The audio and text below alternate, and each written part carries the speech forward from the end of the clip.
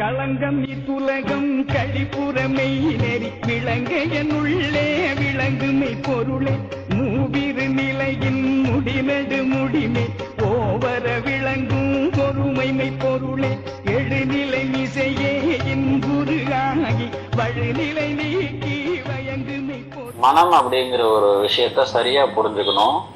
ஆகாயம் எங்க தொடங்குது எங்க முடியுது அப்படின்னு உன்னால சொல்ல முடியுமா?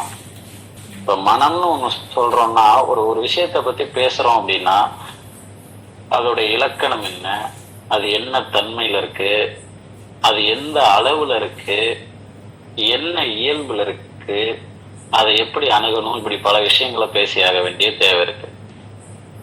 அதுபோல உனக்கு மனதை பத்தி இலக்கணம், அளவு, அதோட இயல்பு எல்லாத்தையும் நான் ஒரே வார்த்தையில சொல்றேன். இந்த வெட்டவெளியினுடைய நீளம், அகலம், உயரம், எடை, இது எல்லாமே நம்மளுடைய மனசு தான். இந்த வெட்டவெளி எங்க தொடங்குது எங்க முடியுதுன்னு உனக்கு புரிஞ்சிருச்சுன்னா உனக்கு மனசு புரிஞ்சிருச்சுன்னு அர்த்தம். மனம் என்பது வெட்டவெளி, வெட்டவெளி தான் மனம். மனசு உனக்குள்ள இருக்குன்னு நீ நினைச்சுக்கிட்டு இருக்க, ஆனா மனசுக்குள்ளதான் நீ இருக்கங்கிறது தெரியுதா? இப்படி புரிஞ்சுக்கிட்டீங்கன்னா உன்னுடைய வாழ்க்கை ரொம்ப இன்பமா இருக்கும். நான் சொல்லிட்டு இருக்கிறது உண்மை. இந்த வழியில போனீங்கன்னா உன்னுடைய வாழ்க்கை ரொம்ப இன்பமா இருக்கும், ரொம்ப லேசா இருப்ப, இறைவனை உணர்ந்துருவ. இப்ப நீ கடைக்கு பால் வாங்க போற அப்படின்னா உன் மனசு உன் கூட வருதுன்னு நீ நினைச்சிட்டு இருக்க, ஆனா உன் மனசுக்குள்ளதான் நீ நடந்து போயிட்டு இருக்கிற. ஏதோ கோயிலுக்கு ஊர் சுத்தி பார்க்கலாம் அப்படின்னு நீ போற அப்படின்னா நீ போயிட்டு இருக்க, உன் மனசு போயிட்டு இருக்குன்னு நீ நினைக்கிற, ஆனா உன் மனசுக்குள்ளதான் நீ போயிட்டு இருக்கிற. மனிதர்களுடைய மனம் எல்லாவற்றையும் உள்ளடக்கும் தன்மை கொண்டது. ஒருத்தர் பல கோடி ரூபாய் செலவு பண்ணி ஒரு வீடு கட்டுறாரு.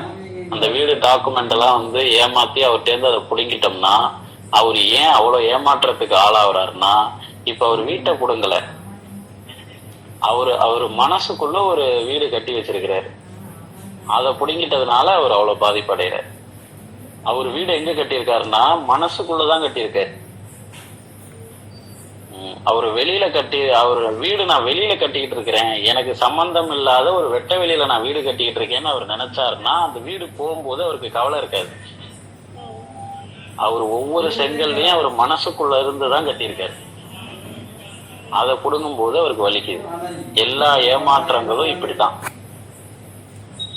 எல்லா ஏமாற்றங்களுமே இப்படிதான். நான் வீடுன்னு ஒரு உதாரணத்துக்கு சொல்றேன், எல்லாத்தையும் எடுத்துக்கோ. இப்ப இந்த ஆகாயத்தை புரிந்து கொண்டவர்கள் மனதையும் புரிந்து கொண்டார்கள். மனம்னா என்னன்னு தேடி போனவங்க ஆகாயத்தையும் புரிஞ்சுக்கிட்டாங்க. இது ஒன்றோட ஒன்று நல்ல தொடர்புடையது. சிவவாக்கியருடைய பாட்டை எப்படி ஆரம்பிக்கும்னா அரியதோர் நமசிவாயம் ஆதி அந்தம் ஆனதும் அப்படின்னு தான் ஆரம்பிக்கும். ஆதி அந்தம் ஆனதும், முதலும் ஆகாயம் தொடங்கும் இடம் ஆதி, ஆகாயம் முடிவடையும் இடம் அந்தம். மனம் எவ்வளவு அளவுல இருக்குது அப்படின்னா இந்த ஆகாயத்தின் அளவில் இருக்கிறது. இப்ப மனதோட ஒப்பிடும் போது மூளை எங்க இருக்கு? மூளைக்கு அங்க எவ்வளவு இடம் இருக்கு? ஒரு பொருளையும் இன்னொரு பொருளையும் ஒப்பிட்டு பாக்குறோம். ஆகாயத்துக்கு எவ்வளவு பெரிய எல்லை இருக்கு. அந்த ஆகாயத்தினுடைய எல்லையில இந்த மூளை எங்க இருக்கு? இந்த மூளை ஒரு கொசுவுக்கு கூட சம்பந்தம் இல்லை இல்லையா? ஆகாயத்தை ஒப்பிடும் போது இந்த மூளை கொசு கூட கிடையாது. ஆனா இந்த மூளை வழியாகத்தான் நம்ம மனசு என்ன உணருதோ அதை வெளிப்படுத்துது. ஒரு ஊருக்கே தண்ணி வர்ற டேங்கு ஊர்ல ஒரு கிராமத்துல பெருசா கட்டி வச்சிருப்பான். அந்த கிராமத்து அந்த டேங்க்ல ஏறி நின்னா கிராமமே தெரியும். டேங்க் அங்கதான் இருக்கு, ஆனா அங்கங்க கனெக்ஷன் கொடுத்து ஒரு பைப்பா நம்ம வீட்டு வரைக்கும் வந்துருது இல்லையா? தெளிவிட்டா தண்ணி வருது இல்லையா? அதுபோல இந்த வெட்டவெளிதான் மனமாக எங்கும் நிறைந்திருக்கு. அங்க என்ன நிறைந்திருக்குதோ அது எல்லாமே உன் மூளை வழியா வெளியில வருது. இந்த வெட்டவெளியில நிறைந்திருக்கிற சிந்தனைகளையும் உணர்வுகளையும் உள்வாங்கி செரித்து இந்த மூளை உனக்கு வெளிப்படுத்துது. அப்ப இந்த மூளைக்கு நம்ம கொஞ்சமா மதிப்பு கொடுக்க வேண்டியதுதான். ஆனா நம்ம மூளையாலதான் எல்லாமே நடக்குது அப்படின்னு நினைச்சுக்கிட்டு இருக்கிறது கற்பனை தானே. மனதை விட மூளை ஒண்ணுமே இல்லைன்னு தெரியுது இல்ல? வெட்டவெளிதான் மனம் அப்படிங்கிறத நம்ம புரிஞ்சுக்கிட்டோம் அப்படின்னா மூளை விரிவடையும், ஆன்மீகத்துல நல்ல நிலைக்கு போயிடுவாங்க. வெட்டவெளிதான் மனம்ங்கிறது புரியல அப்படின்னா மூளை சுருங்கிரும். ப்ரெஷர் ஆகி டென்ஷன் ஆகி கோவப்பட்டு மூளை சுருங்கி உடம்புல பல வியாதிகள் வந்து. மூளை விரிவடைஞ்சா ஆன்மீகம், மூளை சுருங்குனா நிறைய நோய். மூளை எப்பெல்லாம் சுருங்கும் அப்படின்னா, அவசரப்படும் போது மூளை சுருங்கும், கோவப்படும் போது மூளை சுருங்கும், டென்ஷன் ஆகும்போது சுருங்கும். ஏன்னா இந்த வழியில போனாதான் நம்ம ஆன்மீகத்துக்குள்ள போக முடியும், நேர் வழியில போக முடியும் அப்படின்னு தெரியும். ஆனா உங்க மூளைக்கு அந்த ரூட்டு கொடுத்துருக்கவே மாட்டீங்க. நீங்க வேற வேற ரூட்ல அதை திசை திருப்பி அது வெட்ட வெளியை புரிஞ்சுக்கிறதுக்கு வாய்ப்பே இல்லாம வேற எங்கிட்டோ திசை திருப்பும் போது மூளை தானாகவே இறுக்கமடையும். இந்த மூதேவி நம்மள சரியான வழிக்கு கொண்டுட்டே போவாது போல இருக்கு, எங்கெங்கயோ கொண்டுட்டு போய் நம்மள முடக்க தான் பாக்குதே தவிர நம்ம போய் சேர வேண்டிய இடத்துக்கு போக மாட்டோம் போல இருக்குன்னு மூளை யோசிக்குது, டென்ஷன் ஆகுது. ரெண்டாவது, வெட்ட வெளியை கண்டு நிறைய பேர் பயப்படுறான், சந்திக்க முடியல. வெட்ட வெளியை நம்ம என்ன சொல்லிக்கிட்டு இருக்கிறோம், கடவுள்னு சொல்லிக்கிட்டு இருக்கிறோம், சந்திக்க முடியல. நீ நிறைய பேரை கவனிச்சு பாத்தீங்கன்னா வெட்ட வெளிய கண்ணு முழிச்சு அவனால பார்க்க முடியல. யாரையாவது கொண்டுட்டு போய் வெட்ட வெளியில இங்க நின்றுனோம்னா நிக்க மாட்டான், எங்க போற அப்படின்னு நம்மள சட்டையை பிடிச்சி இழுப்பான். ஏன்னா அது கடவுள், அதை சந்திக்க முடியல. அப்போ ஒரு வெட்ட வெளிக்குள்ள நின்னா கூட இன்னொருத்தனுக்கு பக்கத்துல இருக்கிற மனுஷன் தேவைப்படுது. நீங்க சரியா அந்த வெட்ட வெளியையும் கடவுளையும் புரிஞ்சுக்கிட்டீங்க அப்படின்னா அங்க பக்கத்துல இருந்து யாராவது போனாதான் உங்களுக்கு நிம்மதியாவே இருக்கும். ஏன்னா உங்களையும் கடவுளையும் தனியா விட்டுட்டு போயிட்டாங்க, எல்லாரும் சேர்ந்து வாழ வேண்டியதுதான். ஆனா தனியா வெட்ட வெளியை நின்று ரசிக்கிற மனோபாவம் யாருக்கும் வரல பாரு. கடவுளை சந்திக்கிறதுல பெரிய பயம் மனிதர்களுக்கு இருக்கு. சம்பந்தமே இல்லாம நம்ம ஏதோ பெரிய குற்றம் பண்ணிட்டோமோ அப்படின்னு நினைக்கிற அந்த நினைப்பு தான் காரணம். நான் எப்போதுமே சொல்றது உண்டு, கடவுள் குற்றம்னு நினைக்கிற அளவுக்குலாம் உன்னால ஒரு குற்றமும் பண்ணிட முடியாது. கடவுளே நீ செய்யறது எவ்வளவு பெரிய குற்றம் தெரியுமா அப்படின்னு கடவுள் சொல்ற அளவுக்கு யாருமே எந்த குற்றமும் இங்க செஞ்சிட முடியாது. கடவுள் எல்லாம் கடவுள் யாரையுமே இங்க குற்றவாளி ஆக்கல. இங்க இருக்கிறவன் தான் ஒருத்தன் குற்றவாளி ஆக்கிக்கிறானே தவிர கடவுள் யாரையும் நீ குற்றவாளின்னு சொல்லவே இல்லை. நீ குற்றம் செய்து விட்டாயின்னு கடவுள் வாயிலிருந்து வார்த்தை வரல. கடவுளுக்கு உங்க மேல அவ்வளவு அன்பு இருக்கு. உங்களை குற்றவாளின்னு சொல்லாத அளவுக்கு கடவுள் உங்களை வச்சிருக்காருன்னா உங்க மேல எவ்வளவு அன்பு இருக்கு. ஆனா பக்கத்துல இருக்கிற ஒருத்தி உங்களை குற்றவாளி ஆக்கிடுறாங்க. வெட்ட வெளியில தான் இந்த மூளை ஊறிக்கிட்டு இருக்கு. வெட்ட வெளி தான் இந்த மூளை ஆரோக்கியமா வச்சிருக்கிறது. மனித மூளை ஆரோக்கியமாக இருக்க வேண்டும் என்றால் வெட்ட வெளி தான் அதுக்கு காரணம்.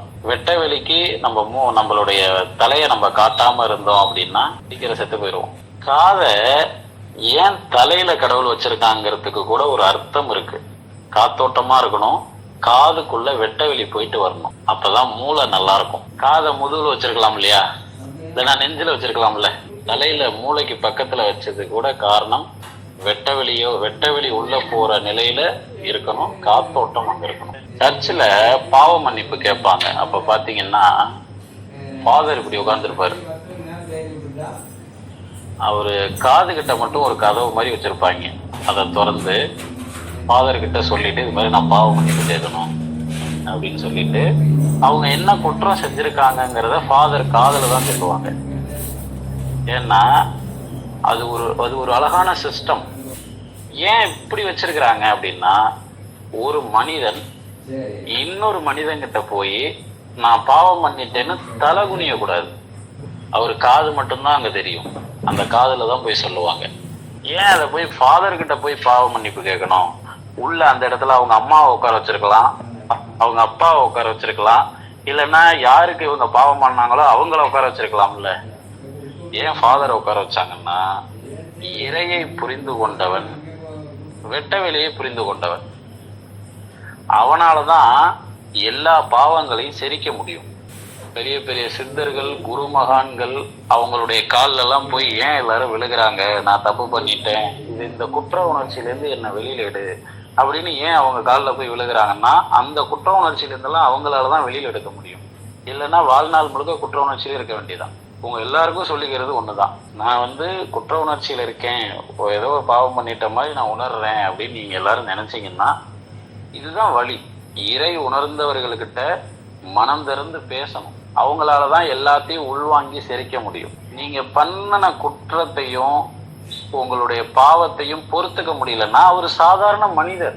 உங்களை ஒருத்தர் குற்றவாளி ஆக்கிக்கிட்டே இருக்காரு, நீ செஞ்சது குற்றம்னு ஒண்ணுகிட்ட ஒரு ஆள் திரும்ப திரும்ப சொல்லிக்கிட்டே இருக்காருன்னா அதை அவரால் செரிக்க முடியல. அவர் மனசு அவ்வளவு தூரம் விரிவடையல. ஆனா சித்தர்கள், மகான்கள், இறைவனை உணர்ந்தவர்கள் கடவுள் குற்றமா நினைக்கிற அளவுக்கு நீ ஒன்றும் செஞ்சிடல, இவ்வளவு பெரிய வெட்ட வெளி, இவ்வளவு பெரிய பிரபஞ்சத்துல நீ அப்படி ஒன்றும் குற்றம் செஞ்சிடல, உன்னை திருத்திக்கோ. ஏன் அங்க அப்படி வச்சிருக்காங்கன்னா, குற்றம் சொல்றவர் யாருன்னு அவங்க முகத்தை கூட பார்க்க கூடாது. அங்க ஃபாதர் உட்கார்ந்து இருந்தாருன்னா அவருடைய ரத்த சம்பந்தப்பட்ட உறவுகள் கூட அங்க வந்து அந்த விஷயத்த சொல்லுவாங்க. அவருடைய அண்ணன் மகன் கூட வந்து அங்க சொல்லுவான், அவருடைய தம்பி மகன் கூட அங்க வந்து சொல்லுவான், ஏண்டா நீ இப்படி பண்ணிட்டியான்னு வெளியில வந்து அவர் கேட்க கூடாது.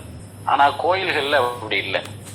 மனுஷன் யாருமே உள்ள இல்ல, நீ போய் தெய்வத்துக்கிட்ட நேராவே மனம் விட்டாலு, நேராவே பேசு. கற்சிலையா கல்லு சிலையா இருந்தா கூட அதுதான் சிவலிங்கம், அங்க போய் நீ நேரடியா பேசு, மனுஷன் யாரையும் குறுக்க வச்சுக்காத அப்படின்ட்டாங்க. இங்க யாரெல்லாம் பொறுமையை வளர்த்துக்கணும்னு நினைக்கிறீங்களோ உங்களுடைய அடுத்த நிலை என்ன தெரியுமா? மனசை விரிவுபடுத்தணும். ஏன் நீங்க பொறுமைக்கு வர்றீங்க தெரியுமா? உங்க மனசை விரிவுபடுத்துறதுக்கு தான். உங்களை அறியாம அங்க என்ன நடக்குது? இப்ப நான் பொறுமையா ஆகிட்டே இருக்கேன் கொஞ்சம் கொஞ்சம் அப்படின்னு நீங்க நினைக்கிறீங்கன்னா உங்க மனசு விரிவடைஞ்சுக்கிட்டு இருக்குன்னு அர்த்தம். நீ அவசரப்பட்டீன்னா உன் மனசு விரிவடையாது. ஏற்கனவே மனம்ங்கிற ஒண்ணு விரிவாதான் இருக்கு. விரிவா இருக்குங்கிறத மூளை கொஞ்சம் கொஞ்சமா தானே புரிஞ்சுக்கணும், ஒரேடியா புரிஞ்சிடாது இல்லையா? இப்ப அவரு சொல்றாரு, கிராமத்துல நல்லா காத்தோட்டமா சேர் போட்டு வெளியில உட்காந்து இதமான மனநிலையில கேட்டுட்டு இருக்கேங்கிற. அவருடைய மனசுக்குள்ளதான் உட்காந்து கேட்டுட்டு இருக்காரு. இப்ப அவர் வெளியில எப்படி இருக்காரோ அதே நிலைதான் அவர் மனசுக்குள்ள இருக்கு, அது அப்படியே சொல்றாரு. இவ்வளவுதான் மேட்ரு. அப்ப அவர் இருக்கிற இடத்த மனம்னு உணர்ந்துகிட்டாரு. இன்னும் அவர் இருக்கிற ஊரை மனம்னு உணரல. அவர் இருக்கிற மாவட்டத்தை இன்னும் அவருடைய மனம்னு அவர் உணரல. அவர் இருக்கிற மாநிலத்தை இந்த மாநிலமே என்னுடைய மனம்தான் அப்படின்னு இன்னும் உணரல. அப்புறம் இந்த நாடே என்னுடைய மனம்தான் அப்படின்னு உணரல. இது கொஞ்சம் கொஞ்சமா அதிகரிக்கும். ஆனா சித்தர்களுக்கு அந்த மனநிலை வளர்ந்துருச்சு, ரொம்ப பெருசா வளர்ந்துருச்சு. யாம் பெற்ற இன்பம் பெருக இவ்வையகம் அப்படின்னு சொல்ற அளவுக்கு வளர்ந்துருச்சு. அதனால நம்ம வகுப்புடைய போக்கு எப்படி இருக்கணும் அப்படின்னா, மனம் வளர்ந்த மனிதர்களா நீங்க மாறிக்கிட்டே வரணும். கொஞ்சம் கொஞ்சம் கொஞ்சம் கொஞ்சமா நம்ம யதார்த்தமான வார்த்தைகள்ல நிறைய விஷயம் இருக்கு. ஒரு காதலன் காதலி பேசிக்கும் போது என்ன சொல்லுவாங்க? என் மனசுக்குள்ள நீ இருக்க, உன் மனசுக்குள்ள எனக்கு இடம் கொடுத்துருக்க அப்படிம்பாங்க. இப்ப மனசுக்குள்ள இடம் இருக்குல்ல, ஒரு ஆளை வச்சுக்கிற அளவுக்கு இடம் இருக்கு. இப்ப மக்களை நேசிக்கிற தலைவர்கள்லாம் என்ன பண்ணுவாங்கன்னா, நிறைய பேர் அவங்க மனசுக்குள்ள இடம் கொடுத்து வச்சிருக்கிறாங்க. ஒரு லெவலுக்கு மேல போயிட்டாங்கன்னா அவங்களுடைய மனநிலை வளர்ந்துருக்குன்னு தான் அர்த்தம். மனநிலை வளர்றதுக்கு என்ன செய்யலாம் அப்படின்னா, பயணங்கள் போகலாம். யாரெல்லாம் ரொம்ப பயண விரும்பிகளா இருக்காங்களோ அவங்களுக்கெல்லாம் மனம் சூப்பரா வளரும். அதுலலாம் எனக்கு ஒரு ஆச்சரியம் என்னன்னா, நம்ம மாணவர்கள் எல்லாருமே பயண விரும்பிகள் தான். அதுல ரொம்ப மனநிறைவு எனக்கு. எல்லாருமே அப்படியே எங்கேயாவது போகணும்னா ட்ரெஸ்ஸை தூக்கி போட்டுட்டு பேகை கட்டிட்டு கிளம்பிடுறது. ஆமா, அந்த பயணத்துல இருக்கிற அனுபவங்கள் அப்படிங்கிறது கொஞ்ச நஞ்சம் இல்லை. அது அந்த பயணம் நம்ம வாழ்க்கையவே முழுமை செஞ்சிடும். அதாவது உடைச்சு ஓப்பனா பேசணும்னா, சாக போறீங்க அப்படின்னா கூட அந்த சாவு நிம்மதியா இருக்கும். அதுதானே முக்கியம். ஒரு மனிதன் எப்படி வாழ்றாங்கிறத விட அவனுடைய சாவு எப்படி இருக்குங்கிறது எவ்வளவு பெரிய முக்கியம் இல்லையா? அப்ப நீங்க எவ்வளவு பயணம் போறீங்களோ உங்க மனசு அவ்வளவு விரிவடையும். சும்மா வீட்டுல உட்காந்துக்கிட்டே என் மனசு விரிவடையும் அப்படின்னா அது கொஞ்சம் கஷ்டம். பயணங்கள் போகணும். இந்த பயணம்ங்கிற வார்த்தையை மண்டக்குள்ள திரும்ப திரும்ப ஓட்டுங்க. அதுதான் சமஸ்கிருதத்துல யாத்திரைன்னு சொல்லி வச்சிருப்பாங்க. எதுக்கு கடவுளை உணரணும்னாலே நீ யாத்திரை போகணும்னு எதுக்கு சொல்றாங்க? பாத யாத்திரை போ, நீ கடவுளை உணர்ந்துருவ அப்படின்னு ஏன் சொல்றாங்கன்னா, பாத யாத்திரையிலையும் பயணம் தானே இருக்கு. பயணம் போ. அன்னைக்கெல்லாம் வண்டி வாகனங்கள் இல்லை. அப்படியே வண்டி வாகனங்கள் இருந்திருந்தாலும் ஏன் பாத யாத்திரை போக சொன்னாங்கன்னா, அந்த பயணத்தை கூட அவசர அவசரமா முடிச்சிடாத, டக்குன்னு போறது டக்குன்னு வந்துடுறது. அப்ப அந்த பயணத்துல நீ என்ன உணர்வ? பாத யாத்திரைன்னா பொறுமையா போவ இல்லையா? அங்க ஒரு நிதானம் கிடைக்கும் இல்லையா? எல்லாத்தையும் பார்த்துக்கிட்டு போவ இல்லையா? இவ்வளவுதான். 5 புலன்களையும் நல்லா பயன்படுத்தணும். பார்க்கிற காட்சியை நல்லா பார்க்கணும், கேட்கிற வார்த்தைகளை நல்லா கேட்கணும், சாப்பிட்ற உணவை நல்லா ரசிச்சு சாப்பிடணும், மூக்குன்னு ஒண்ணு இருக்கு நல்லா சுவாசிக்கணும். 5 புலனையுமே முழுமையா பயன்படுத்த மாட்டேங்கிறீங்க. உங்களை கவனிச்சு பாருங்க, 5 புலனையும் முழுசா பயன்படுத்துறோமான்னு கவனிச்சு பாருங்க. 6வது புலன் தான் மனசு. 5 புலன் வரைக்கும் அறிவு. ஆறாவது அறிவு தான் மனசு. அப்ப 5 புலனையும் சரியா பயன்படுத்தினாதான் 6வது அறிவு சூப்பரா இயங்கும். 5 புலனும் எப்ப தெரியுமா நல்லா வேலை செய்யும்? வயிறு கொஞ்சம் எம்டியா இருந்தா நல்லா வேலை செய்யும். பசியோடையும் இருக்கக்கூடாது, சாப்பிட்டுட்டு மந்துன்னு இருக்கக்கூடாது. சாப்பிட்டோன்னா கண்ணு இருட்டும், சாப்பிட்டோன்னே எதையும் கேட்கக்கூடாதுன்னு தோணும். அப்ப பசியோடையும் இல்லாம சாப்பிட்ட உடனே இல்லாம இந்த 2க்கும் இடைப்பட்ட நேரத்துல 5 புலன்களை நல்லா பயன்படுத்துங்க. இந்த 5 புலன்களும் சொகுசு தெரியுமா? உனக்கு உன்னுடைய உடம்புலயே இறைவன் வழங்கி இருக்கிற சொகுசு. இதை நான் சொகுசுன்னே சொல்லித்தரேன், அப்படியே புரிஞ்சுக்குங்க. இவ்வளோ விஷயங்கள் இங்க இருக்கு பாருன்னு சொல்லி கண்ணு கொடுத்துருக்காங்க, இவ்வளோ சப்தங்கள் இங்க இருக்கு கேளுன்னு சொல்லி காது கொடுத்துருக்குறாங்க, இவ்வளோ காத்து இங்க வச்சிருக்கிறேன் நல்லா சுவாசி, முழுமையா சுவாசி அப்படின்னு மூக்கு கொடுத்துருக்குறாங்க, இவ்வளோ உணவுகள் இருக்கு சாப்பிட்டு பாரு, இவ்வளோ மனிதர்கள் இருக்கிறாங்க கட்டி பிடிச்சு பாரு. ஒவ்வொரு மனிதனும் சிறப்பு வாய்ந்தவர்.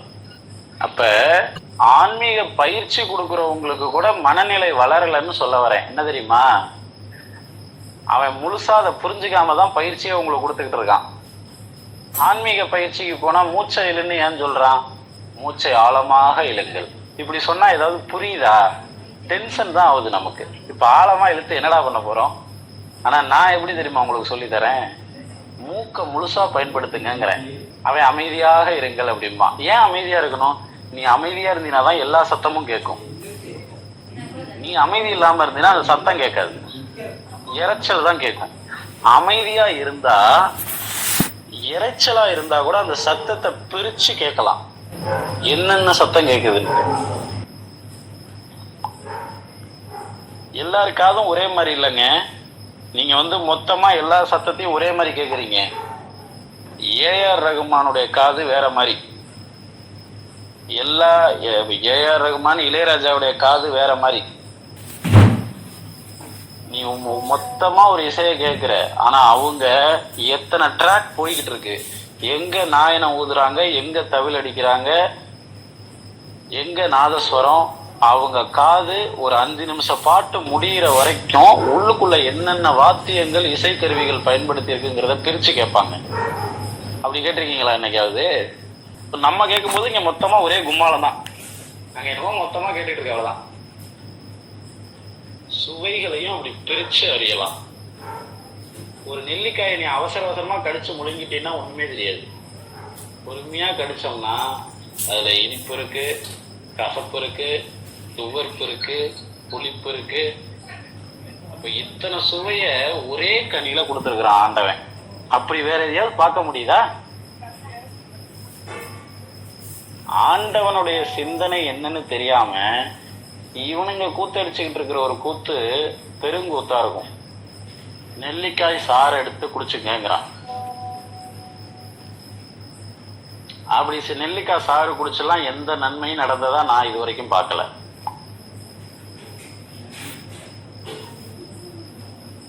இறைவன் எல்லாத்தையும் படைக்கிறான். வாழைப்பழம் வாழைப்பழ சுவையிலேயே இருக்கு, கொய்யாப்பழம் கொய்யாப்பழ சுவையிலேயே இருக்கு. ஒரு சுவை தான் இருக்கு, மிஞ்சி போனா 2-3 இருக்கும். ஆனா இத்தினோண்டு கனி. அதுவும் இப்ப இந்த உருண்டை நெல்லிக்காய்லாம் இப்பதான் பார்க்க முடியுது. முன்னெல்லாம் அரை நெல்லிக்காய் தான், அதுல அத்தனை சுவை. அரை நெல்லிக்காயில அது அப்படியே பரங்கிக்காய் மாதிரி கீத்தா போட்ட மாதிரி வேற இருக்கும். இந்த முழுசா இருக்கிற இந்த நெல்லிக்காய் எனக்கு தெரிஞ்சு இப்ப வந்ததுதான். அது ஹைபிரிட்னு சொல்லிட முடியாது, நெல்லிக்காய் தான். ஆனா அரை நெல்லிக்காய் தான் பரவலா எல்லா இடத்துலயும் இருந்தது. அந்த அரை நெல்லிக்காய் கீத்து போட்ட மாதிரி அவ்வளவு அழகா இருக்கும். அதை சாப்பிடுறதுக்கே குழந்தைகள்லாம் அவ்வளவு ஆசைப்படும். அப்படி சாப்பிடும்போது இறைவன் அதுக்குள்ளெல்லாம் அற்புதத்தை வச்சு அனுப்பியிருக்கிறான். எதுக்குன்னா அதெல்லாம் நீ உணர்ந்து சுவைக்கணுங்கிறதுனாலதான். உணர்ந்து சுவைக்கும் போது உன்னுடைய ரியாக்ஷன் அவன் பார்க்கறான், இறைவன் பார்க்கறான். ஒரு குழந்தை அதை கடிச்சு சுவைக்கும் போது அது முகத்துல அந்த புளிப்பு ஏறி அது ஒரு மாதிரி பண்ணும். அதை பார்க்கறதுக்கு நமக்கே எவ்வளவு அழகா இருக்கும். அது போல பெரியவங்க பண்ற அந்த சூட்சமத்தை கூட கடவுள் ரசிக்கிறான். அதுக்காக தான் இவ்வளவு அற்புதங்களை படைச்சு வச்சது. இதுவரை மனித குலம் அறியாத சித்தர்கள் சொன்ன வர்ம மருத்துவ சூட்சும முறைகளை கற்றுக்கொண்டு வர்ம சிகிச்சையாளராக டிப்ளமா இன் வர்மா தெரப்பி மற்றும் அனைத்து தீராத வியாதிகளுக்கும் மருத்துவ சிகிச்சை பெற தொடர்பு கொள்ளவும் 6382857668. தமிழ் சித்தரியல் குருகுலம் மற்றும் அறக்கட்டளை. எங்களிடம் ஆன்லைன் மூலமாகவும் சிகிச்சை மற்றும் மருத்துவம் படிக்கலாம்.